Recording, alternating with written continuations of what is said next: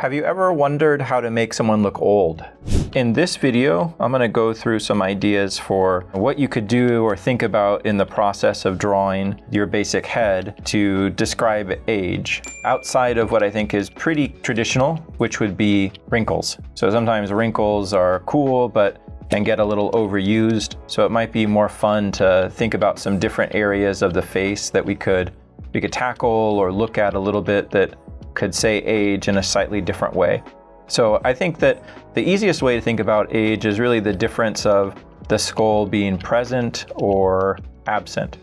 So in someone that's youthful or younger, I'm going to see a lot more fat and much less skull, or said differently, a lot more soft surface and much less hard surface. So we have the example here of Marlon Brando. Someday, and that day may never come, I'll call upon you to do a service for me. So some of the basic steps I would like to get to in terms of just setting a head up where I'd be comfortable looking for those ideas, I cover in my basic head construction course. Right, so I want to lay in most of the simple representations of larger planes in the skull. So where are the eye sockets? Where is the basic blocky shape of the nose? Where is the mouth? Most importantly, I would say, is where are the cheekbones too? So we're going to do a little cutout over here, and then from this area or this plane, I could start to develop my cheek and jaw.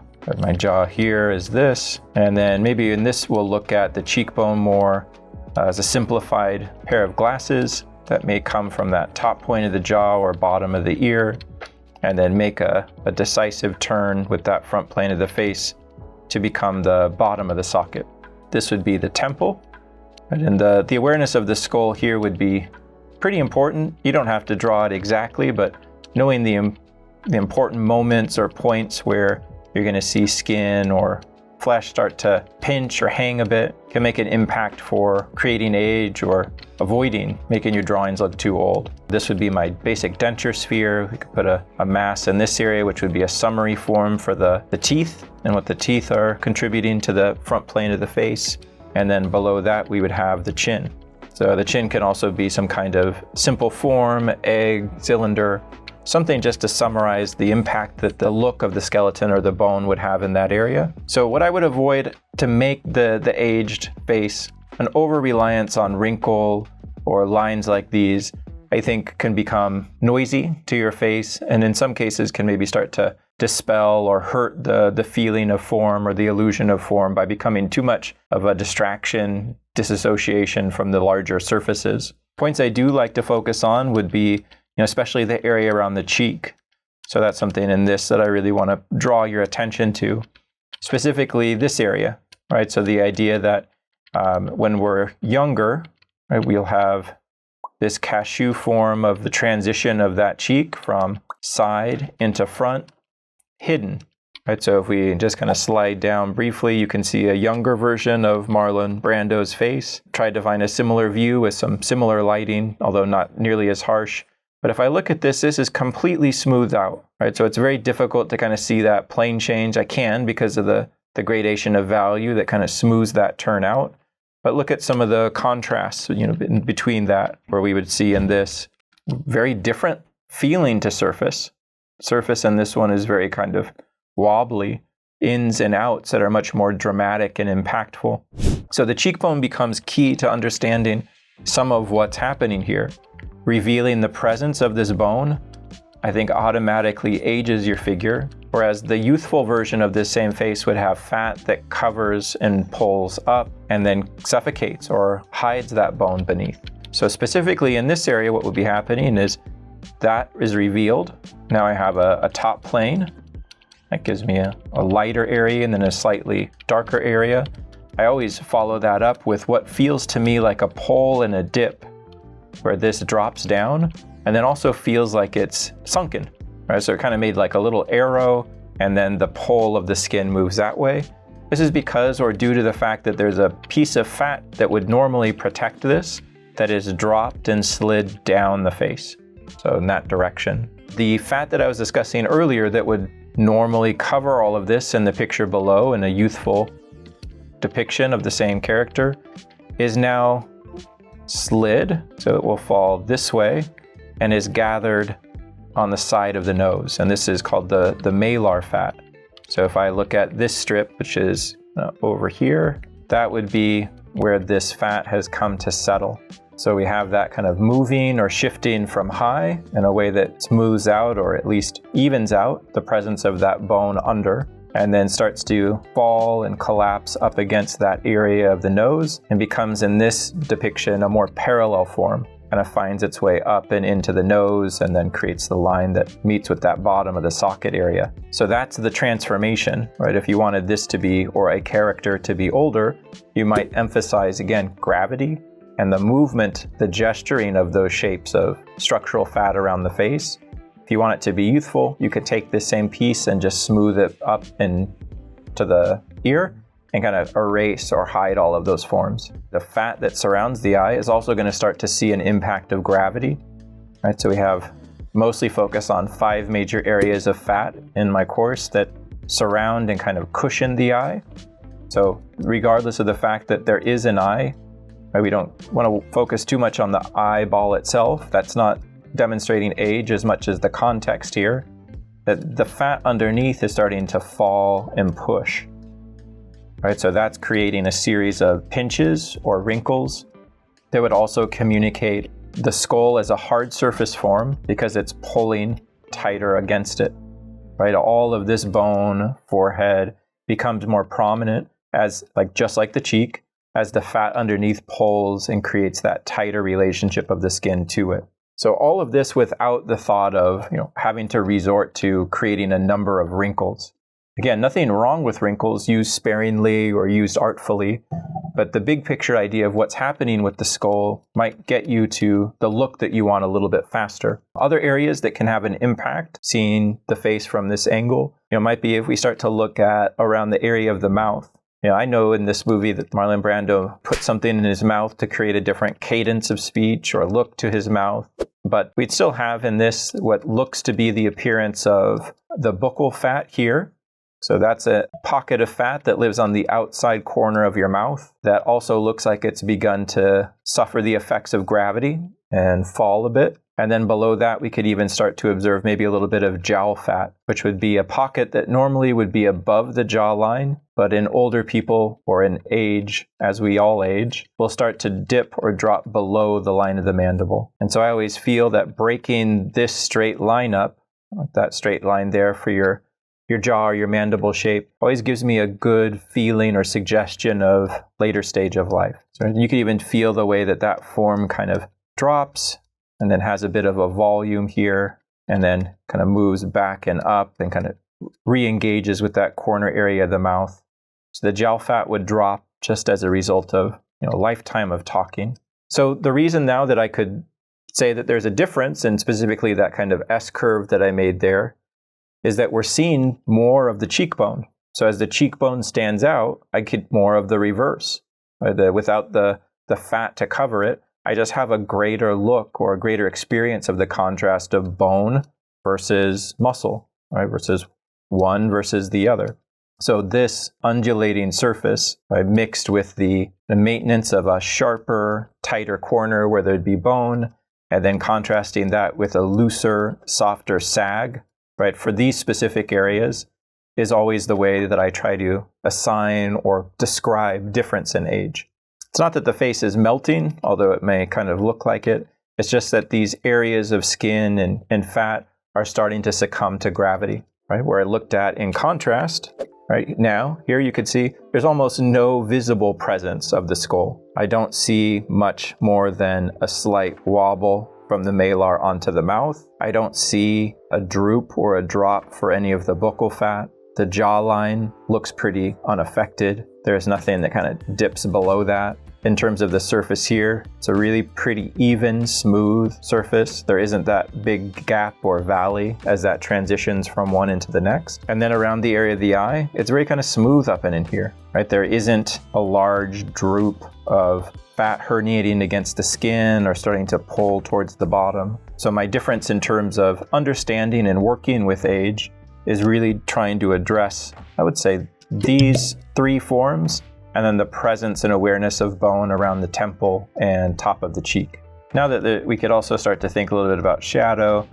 With the head construction, in addition to the age, what I'm thinking a lot about is how much I need to get me to my next step. All right, so next step, because head construction isn't the result, it's a means to an end.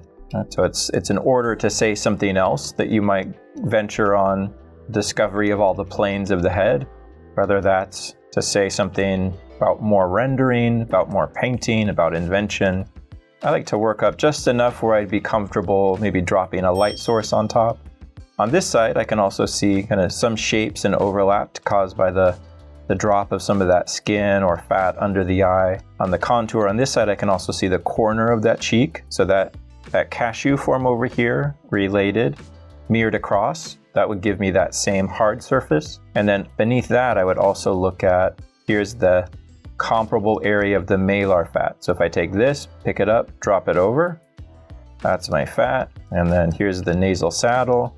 Here's the nose dropping down into the cartilage. Let's get our forms. Underplane for this. Here's my septum, up.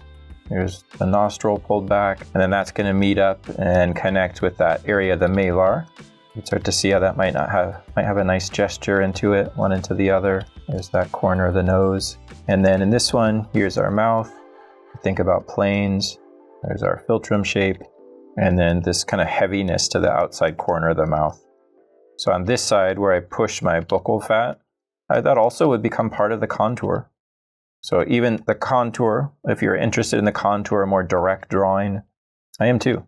But the contour is always something on the inside, and it's not a thing in of itself. It's the result of a form that lives inside the face. So if I want to get a nice contour, it's disappointing, but I usually want to understand what creates it. So this over here gives me the understanding of that contour there. Here's the lip, and then you could see this underplane for that area of the mouth. This would be the withdrawn or the kind of back diagonal plane under that lower lip. And then we'd have our kind of maybe an insinuation over here of that jowl fat as well. So this carried over, and then we'd have our chin.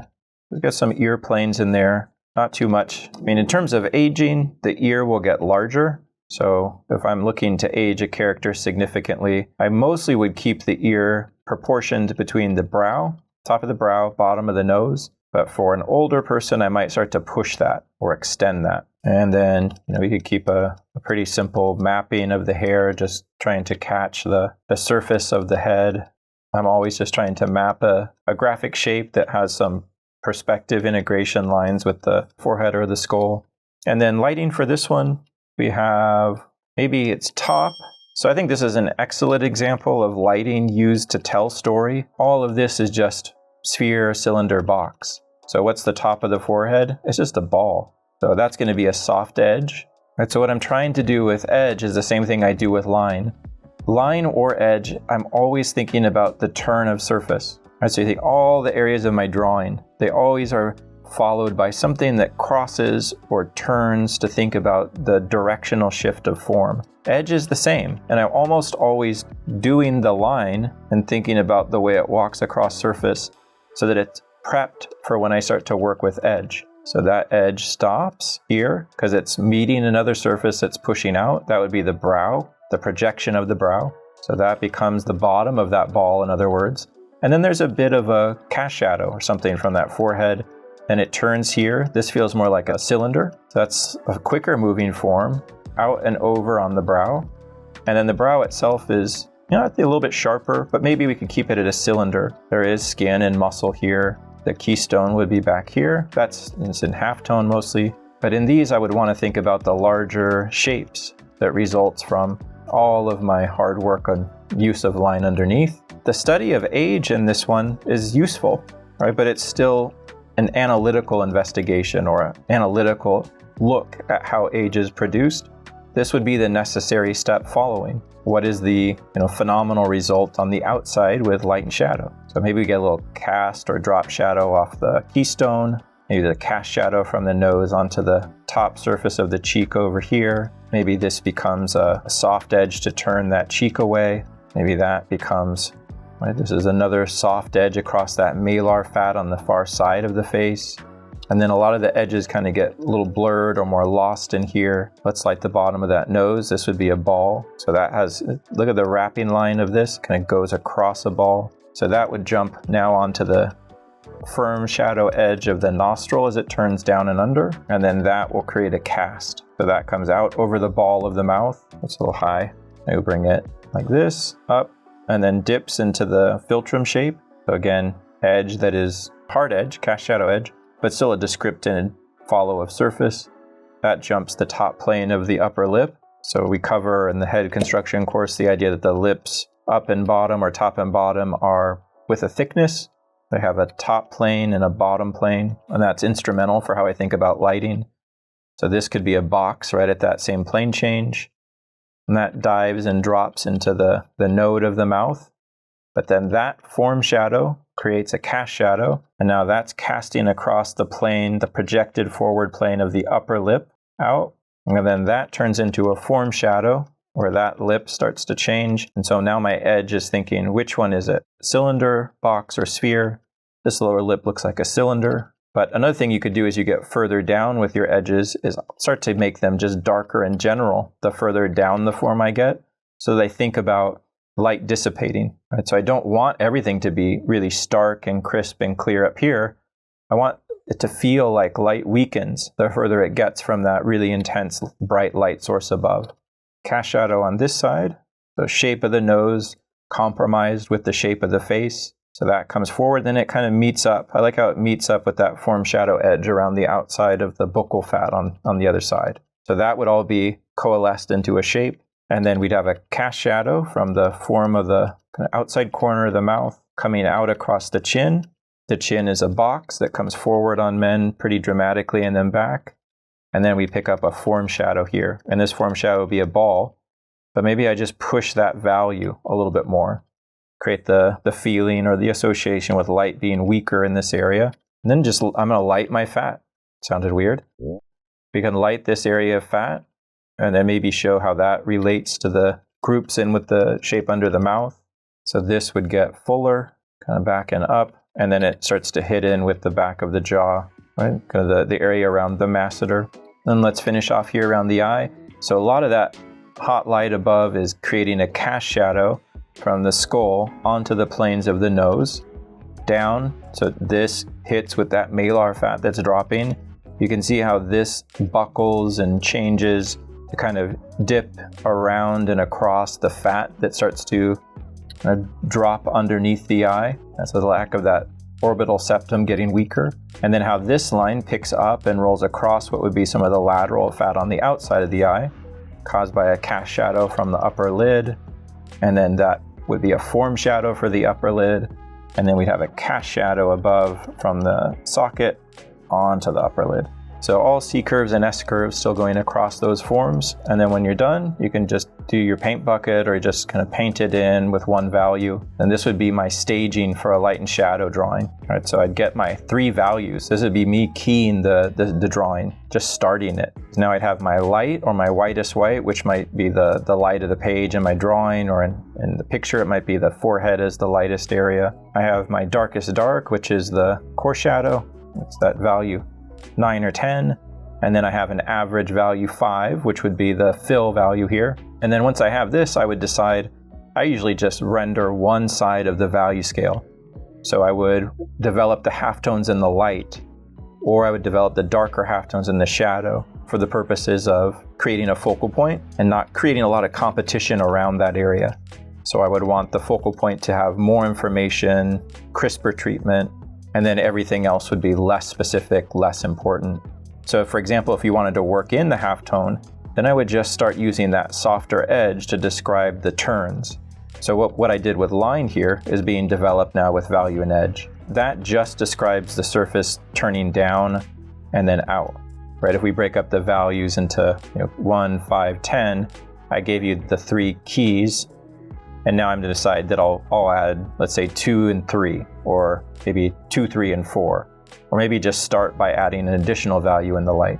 So this is my demo or my explanation for aging, and then how you could take those forms and through their understanding start to put together a more finished look for the shading of the face.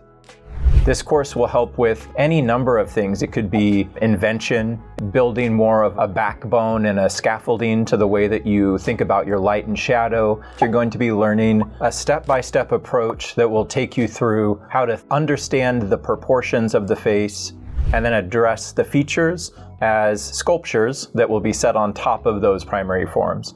Check it out. It's at proko.com/Hampton. I'll see you there.